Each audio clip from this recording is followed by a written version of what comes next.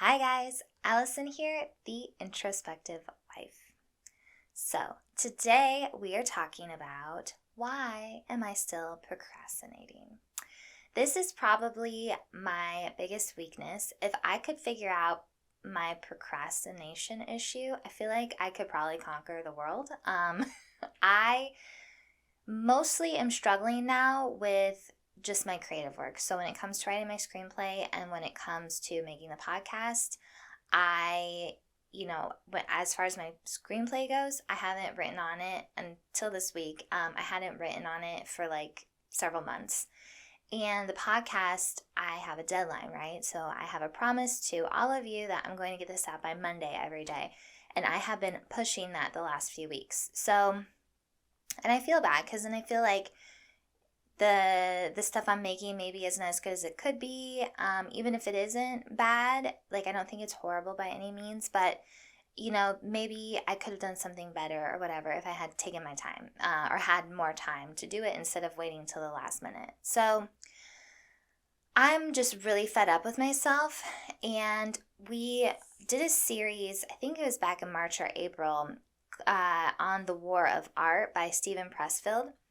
This book has helped me out in so many different ways in different times in my life, and I will reread it probably until the day I die because it has like great reminders and just super easy like ways to just get the material. He's very precise and to the point of like stuff that you have to do. So if you're interested at all, you can take a look back at those episodes. Like I said, I think they were like in March or April. So I think a lot of what he has said has helped in other areas of where I used to procrastinate that I'm no longer doing that. But it still hasn't solved my issue with what I have going on today. So a friend of mine recommended Atomic Habits by James Clear. So this is what we're going to be talking about today and in the next episode. And it's pretty interesting. So we're going to get into all of it in a minute, but so far I really like what he has to say, and I think it complements a lot of the stuff that we talked about in the War of Art and even some like parallels as well. So this might actually work, and I'm super excited. I'm very hopeful that it will. I am extremely defiant, which I think is my problem with the War of Art. And I'll get into more of that in a minute. This kind of helps you overcome that if you are somebody like me who you're hard to trick. You're hard to convince, I guess, when it comes to making changes and stuff. So anyways, we're going to get into all of that in a minute.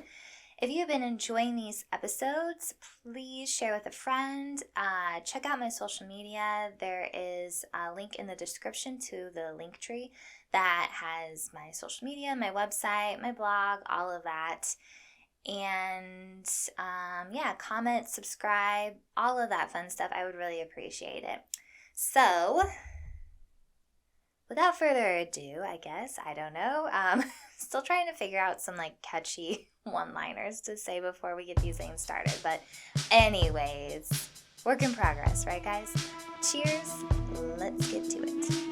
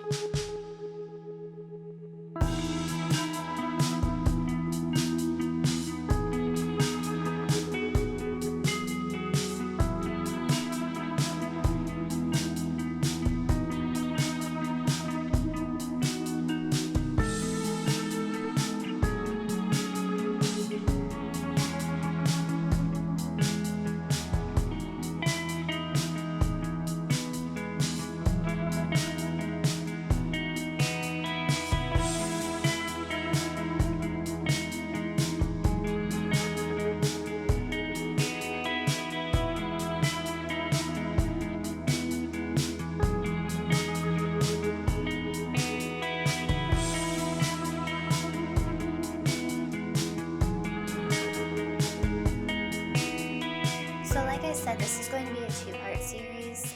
We are going to spend the next two episodes talking about the book.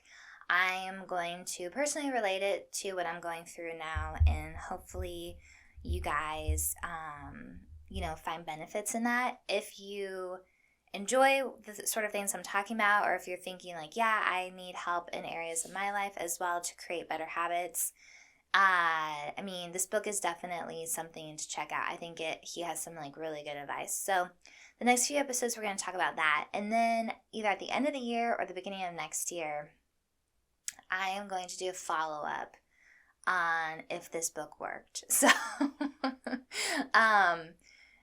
hopefully it does. I hope that it turns my life around and helps put things in perspective. But, ultimately, this stuff has to come from a place of wanting to change, right? So if we can know all the things, and even some of the stuff that he said in here are things that I have already done to create other habits and, try to work on myself in different ways. But if you're not willing, to really make the effort, then nothing is probably going to work for you, right? So you really have to like figure that out. So we're going to get into all of that. But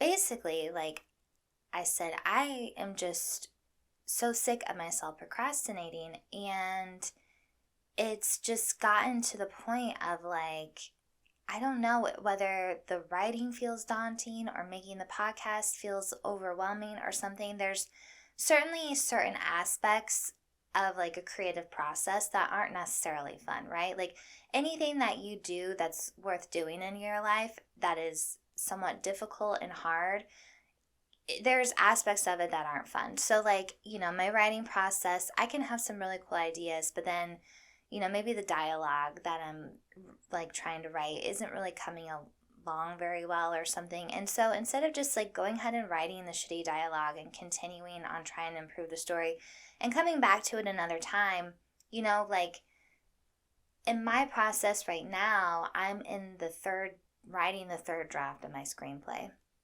The second draft changed drastically after the first draft.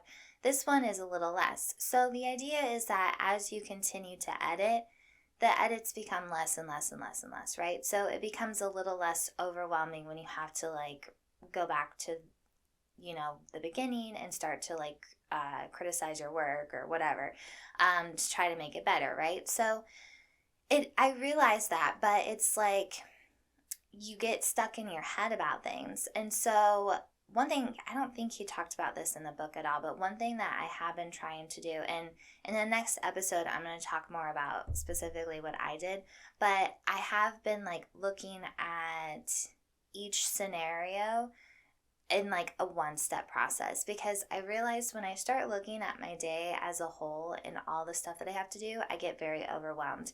But if I make a list and I'm able to just focus on one task at a time, it tends to make it a little bit easier.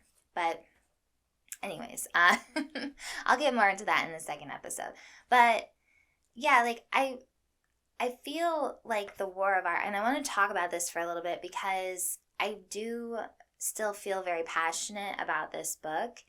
And there are things that have stuck in my head about what he said, which are like, if you don't do this, somebody else will. And, the feelings of anxiety and all of that before you go and do the thing that you're really supposed to do, right?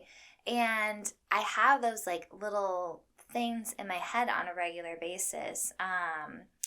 And like, the fact that I am procrastinating so much and the fact that it is so hard for me to get up and to make these things says something about what it is that I'm doing, that this is important. It's hard because it's supposed to be hard. It's not supposed to be easy, right? But like what ends up happening is, like I said, I get really overwhelmed by like all the little details, and I end up feeling, kind of anxious and numb at the same time. It's kind of weird. And so what I end up doing is just like sitting down and like watching reruns all day, or I'll like just do busy work instead. I won't actually do anything productive. And then by the end of the day, and I keep saying like in an hour, in an hour, in an hour, and I continue to push it back. And then by the end of the day, okay, by the end of the day, I feel so anxious and so guilty. And, I won't allow myself to be a normal person who relaxes in the evening. So instead of just like, okay, this today was a wash, it didn't happen, I will continue to like run over in my head, just like, you know, things that make me feel bad for not getting what I wanted to get done today, right? So that's not a nice way to live. It's not a good way to be with yourself. And I'm missing out on things that I want to do. So, like, I also punish myself because I didn't get my writing and my podcast done when I was supposed to. So, instead of sitting down and like watching a new show that I want to watch, I won't allow myself to do that. I'll allow myself to watch reruns for some reason because I've already seen it. It's familiar, and the pleasure of it is like pretty low. But to like sit down and be able to like watch and get into a new TV show, like that's like too much for me or something. Like that's more of a reward, I guess, in my head. Or even just like maybe meeting up with friends or something, I will feel guilty if I didn't get the work done that I was supposed to. So, I'm tired of feeling that way. I'm tired of like allowing myself to be like that. And there are times when like we need to give ourselves breaks and all of that. And I think I've been like using that as an excuse because I've been gone so much and traveling, and like, especially with the podcast, well, with both of them, really, it's like I've been having to put all this other stuff as a priority first. So now that I'm like getting back and like getting in a routine, I'm like seeing obviously where I'm missing these, this productive aspect in my life. Like I'm totally pushing everything until the last minute. And now I'm starting to feel like the guilt from all of that and seeing that it's not just circumstance because I've been traveling and like a lot's been going on. It's like I just have literally been procrastinating. So anyways, so it's like, again, the War of Art, I think, is really helpful in like helping understand and like figure out your values and stuff around the reason of like why you want to do something and why you want to make a change in your life. Like I said, there have been some stuff that I have actually changed. So I think I talked about a while ago about having a hard time cleaning the bathrooms, and like cleaning in general has just kind of been an evolution for me. I haven't, like when I was in my early 20s and out on my own, like I would leave dirty dishes in the sink. My room would get really cluttered. And I would have these days where like it would be like big sweep days where like I just pretty much spent the whole day cleaning everything. But that never really satisfied me because, again, it's kind of like you procrastinate until you just can't stand it anymore. And then it's like, okay, now something has to get done. So little by little, like over time, like I became a little like neater in the kitchen. My room became a little bit neater. But now, like, I will use cleaning and other things as excuses as why to not work on my creative stuff. So I have been really proactive in like making sure those are no longer excuses. And like cleaning the bathrooms was, so I like pretty much had like my kitchen, my living room, my upstairs bedrooms and stuff, all of that I got down pretty well to be able to stay proactive and like clean them weekly, so I can't worry about them, right? I can't use them as an excuse as to not to write or not to make the podcast. But the bathrooms were still a huge issue for me, and I would let them go a little too long, and then it was this huge thing to clean the bathrooms, right? Because the dirtier they are, then the longer it takes you to clean them. So however, I somehow was able to, find stuff. And again, next week we'll talk a little bit more about my specific things that motivate me. And this was something that I figured out on my own because I'm like, I have to find something pleasurable about cleaning the bathroom. And so I found like when I use the toilet scrubber, the like little sudsy foamy stuff in the toilet, it's kind of fun to look at. It's colorful. It's like going through the car wash, with all the like fun sudsy soaps and stuff. Like, I don't know. So I'm like, okay, that's kind of fun. And then as I started like, focusing on that, then realizing like how clean and how easy it is to clean the bathroom every week has now become a reward on itself as well. So I have changed little things, but the reason why I looked to something else is because the procrastination on the creative front was still there, and I couldn't figure out how to break it. So he talks about the 4 laws of how to create a good habit and the 4 laws to create a bad habit, or to break a bad habit. Sorry. And the interesting thing about it is that a lot of like the laws that you would use to create a good one would help you in breaking the bad habits. And a lot of times we have to actually break the bad habits before we can actually, and I don't think he necessarily says it this way, but like in my mind, this is how I interpreted it. I'm having a hard time talking today, but you have to, like, sometimes it's the bad habits that are standing in your way of like doing something good for you, right? So I'm just going to kind of like very briefly go through this a little bit.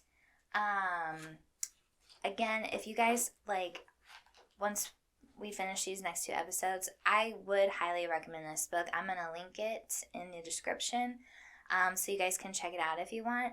I am really optimistic about some of these things, and I've tried them this week. I like picked out some that seemed interesting to me, I guess, and so far it's working pretty well. So there's a whole other aspect to this that I'm going to get to in a minute, but yeah, these things are actually, I think it's going to work.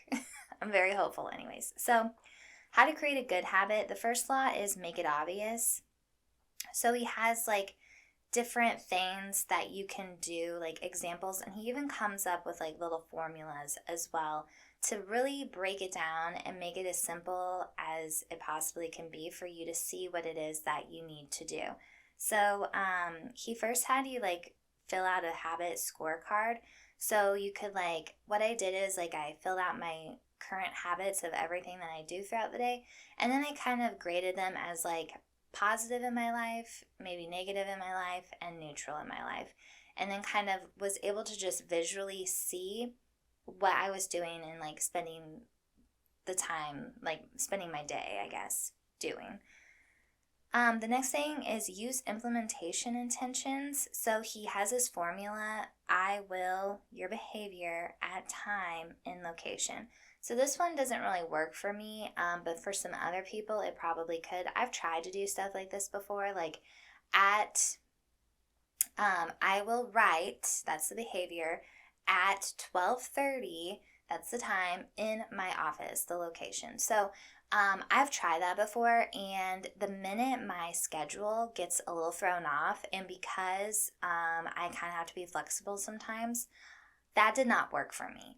And so I didn't really resonate with that, but I think for other people in different scenarios, like if you have to be at work every day at 8 a.m.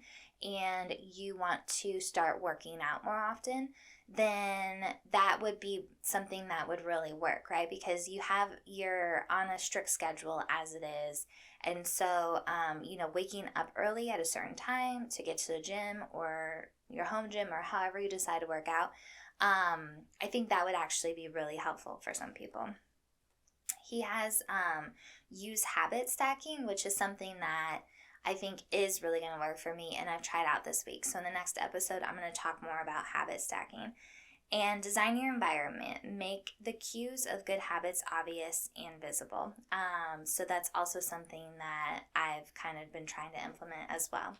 His second law is make it attractive. So use temptation building.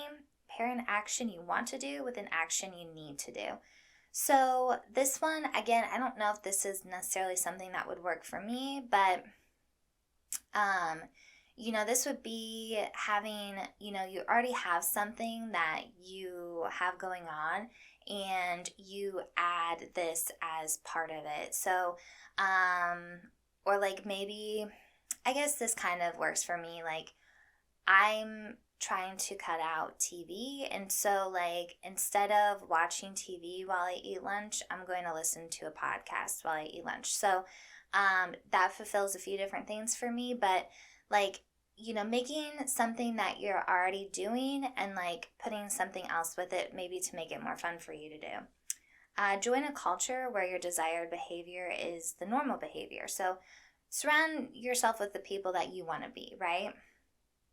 And create a motivation ritual. Do something you enjoy immediately before a difficult habit. So, again, kind of like on a reward system sort of thing. His third law is make it easy. So reduce friction, decrease the number of steps between you and your good habits. Prime the environment. Prepare your environment to make future actions easier. So this has been really resonated with me as well, like making an environment and doing certain things, which again, I'm going to get more into in the second episode. Master the decisive moment. Optimize the small choices that deliver outsized impact. So he talks about at one point, like those decisive moments of like, we'll take working out, for instance, like you don't want to work out, but you go ahead and you work out anyways. Even if it's not your best workout, you put your best effort in for what you can do that day.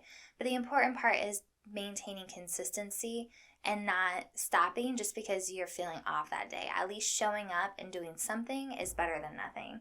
And then he talks about using the 2-minute rule. Downscale your habits until they can be done in 2 minutes or less. So he has this whole thing, which I think is really interesting and I think would be really helpful to people. Basically, you create a habit that's super easy, like putting on your sneakers, okay? Once you put on your sneakers, then you know it's time to do this. He talks about, again, like a weight loss like thing, because I use this because it's so easy to talk about because most of us have an understanding of this. But like you want to go to the gym, like you tell yourself you're going to the gym for 5 minutes, and for a while that's all you do, even if you feel like doing more. Nope, I'm just going to the gym for 5 minutes, just to establish the fact that like this is becoming my new habit. And then the 2-minute rule like falls into that with like whether it's your habit that you're trying to do, or like a lot of creative people use this as far as like, I'm going to sit down and just like write for a few pages, or I'm going to sit down and do this thing that I want to do for 2 minutes. And then sometimes you find yourself like motivated to then continue to do it. So it's a lot of times it's just about the part of just like getting started, right? So once you get started, okay, I can do this now. But until you get to that point, it can be kind of difficult. And then automate your habits. Invest in technology and one-time purchases that lock in future behavior. So he just talks about like how technology is growing and like there's a bunch of stuff that can help keep you on track and just keep you motivated and creating your habits. And so then his fourth law is make it satisfying. So use reinforcement. Give yourself immediate rewards when you complete your habit. Make doing nothing enjoyable. When avoiding a bad habit, design a way to see the benefits. Use a habit tracker. Keep track of your habit streak and don't break the chain. Again, using technology to sort of help you. So like I thought about like our Apple Watches or your Fitbit or something like that.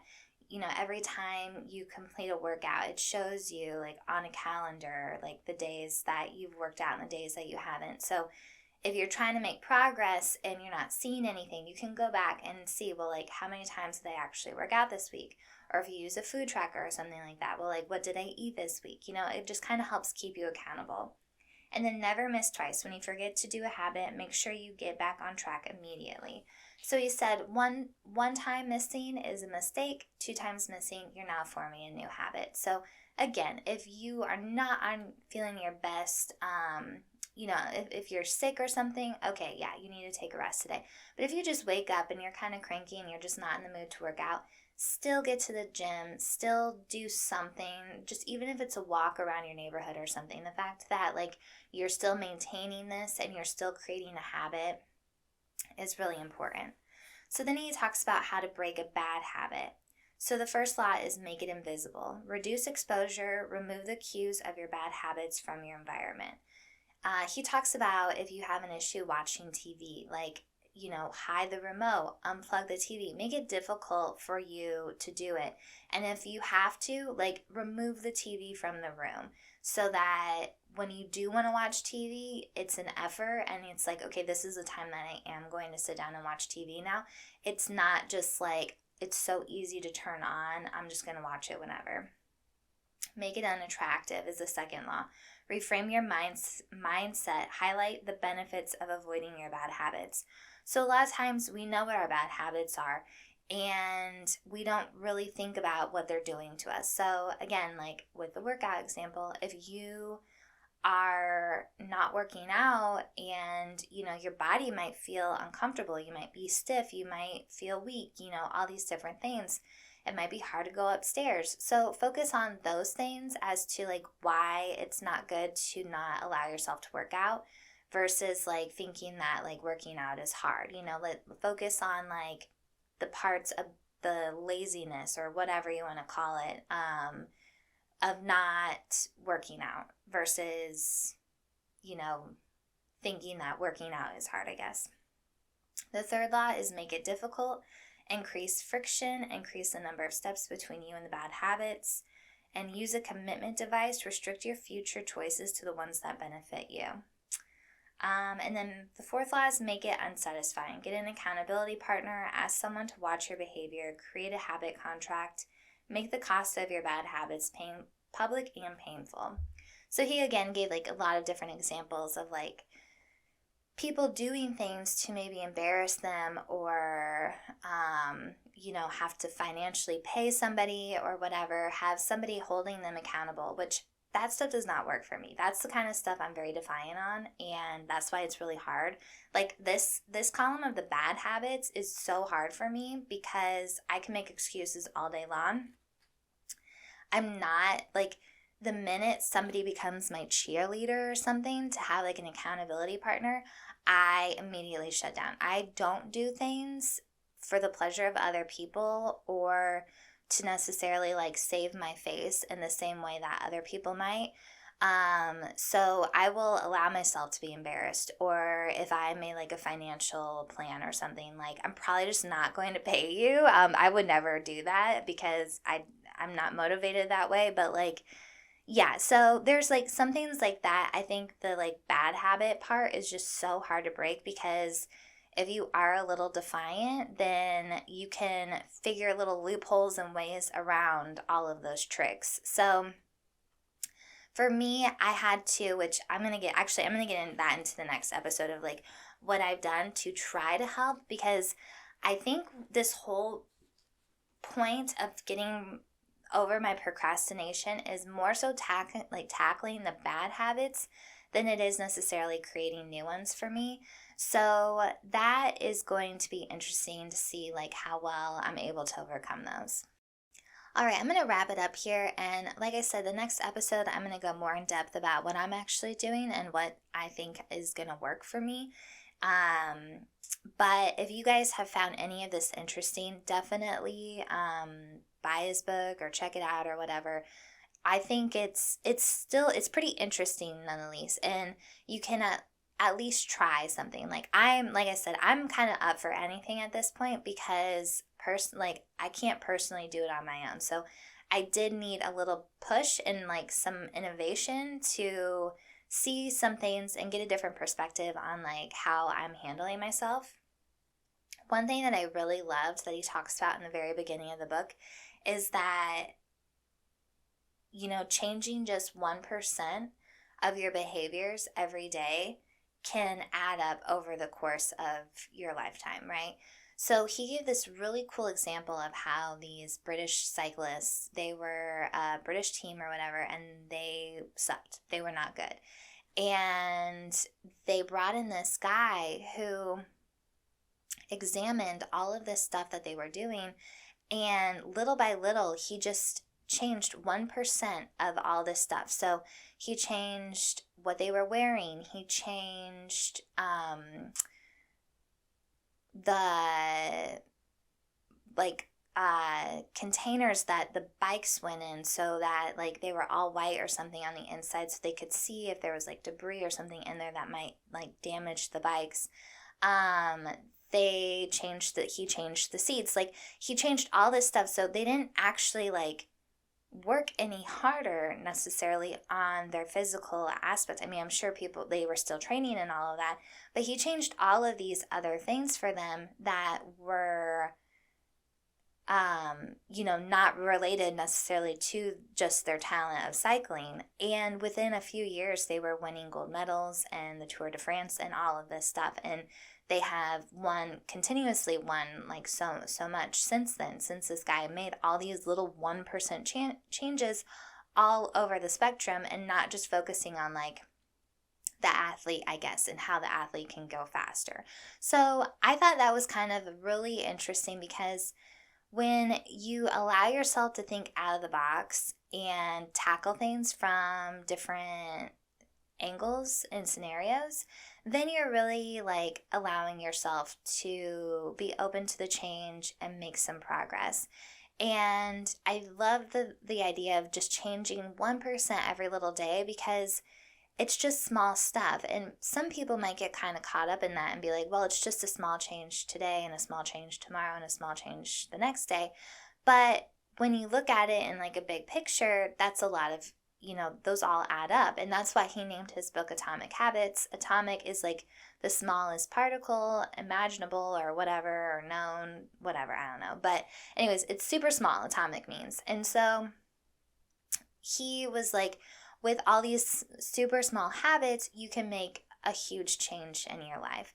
And that just really resonated with me, because like I was saying, like when I focus too much on the big picture, when I think about my screenplay as far as like this thing that needs to be done and needs to be amazing and wonderful, that's when I don't want to write. I get really caught up in my head about that. And I think we're all kind of like that. When you think of, oh, I want to lose weight so I look amazing at my high school reunion, or I want to, my goal for this year is to make the best, be the best salesperson, or, I don't know, whatever your thing is, right? If you are just focusing mainly on the big picture, like there's all this little stuff that that is involved in making that goal happen, right? And he does talk a lot about your idea of what a goal is, and like it's not that what you want to do is wrong, it's that your system is wrong getting there. So when we stop focusing just on the goal is great because it gives us something to kind of work towards. But when we start really focusing on the system at hand and like what we're doing every day, that's what it is, right? And we've talked about that so much about, this is our life. Like, it's great when you finally finish your screenplay. It's great when you finally hit your goal weight. It's great when you finally hit your sales, quota or whatever. But then what? There's always going to be a then what once you hit that. So let's figure out a way to like enjoy the process. Let's figure out how we can get there, and, it's challenging and it's fun and it's interesting, and it makes us want to continue to be better and do better. And when we do get to the end, then, we're excited about making a new goal and having a new process and all of that. So that's what I'm hoping for. So we'll see. But yeah, so I'm going to get more into all of this in the next episode, like I said, of what I'm personally going to be doing, have been doing, and like going to try the next few months. So I really encourage you guys to check this book out. And if you do, let me know how it goes for you and what, habit ideas, formulas that he talks about, the laws, what kind of sticks out to you and what you find most helpful. I love how there's so many different things in there. You can use them all. And he doesn't really say like what you should use and what you shouldn't. So that's why I kind of just took like what's appealing to me and what's going to like work in my life. But I think that's kind of the point of it. Like you can use all of them to make changes, or you can pick and choose what's going to work best for you. So, yeah, I think that's about it. Okay. All right. Thank you guys so much for joining me for another week's episode. Please like, comment, subscribe. Let me know what you think about this book. Again, in the description is my social media, my website. And if you're enjoying these, please share with a friend. I would love, love, love to continue to grow our community. So, all right. Have a great rest of your week, and cheers. I'll see you soon. Bye.